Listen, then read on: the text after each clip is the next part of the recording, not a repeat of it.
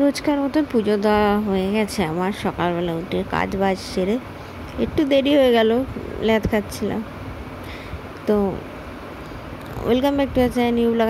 সকালে খুব ভালো আছি, আর স্নান করে পুজো দেওয়া কমপ্লিট তো হয়ে গেছে। প্রচণ্ড গরম পড়েছে, আর আজকাল নিভিয়া সফটটা মাখার পর আমি ইউজ করছি হলো এই সানস্ক্রিনটা, যেটা আমি ইউজ করে থাকি। এটা যেহেতু জেল ফর্মে, তো এটার জন্য না মুখটা হাতটা ঠান্ডা ঠান্ডা থাকে অনেকক্ষণ। তো সেই জন্য বলছি, তোমরা যারা সানস্ক্রিন ইউজ করে জেল ফর্মটা ইউজ করলে দেখবে অনেকটা ঠান্ডা ঠান্ডা থাকে স্কিনটা। তো এখন রান্না বান্না তো আমার সব হয়ে গেছে। আজকে তেমন কিছু করিনি, নিরামিষ করেছি, নিরামিষ সয়াবিনের তরকারি, ভাত, পটল ভাজা। তো চলো খাওয়া দাওয়া কমপ্লিট করে নিই। সকালবেলাতে ভিডিও এডিট করে আপলোডই করে দিয়েছি। এখন রাতে রুটি করতে এসেছি, রাতে ডিনারের জন্য। এদিকে সব যা যা ছোটো ছোটো কাজ ছিল ওগুলো কমপ্লিট করে নিলাম বিকালবেলা। তো এদিকে রুটি কমপ্লিট হয়ে গেছে।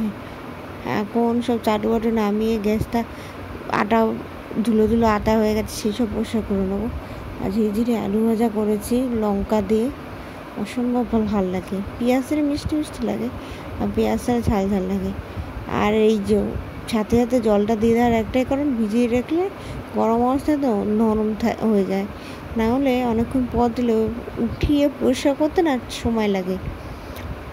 এদিকে তো টিভিতে ব্যোমকেশ চলছে, আমি শুনছি গানে।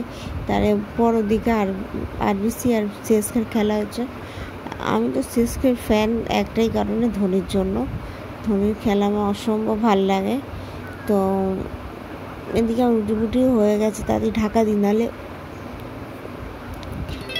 ইয়ের ব্যাপার থাকে।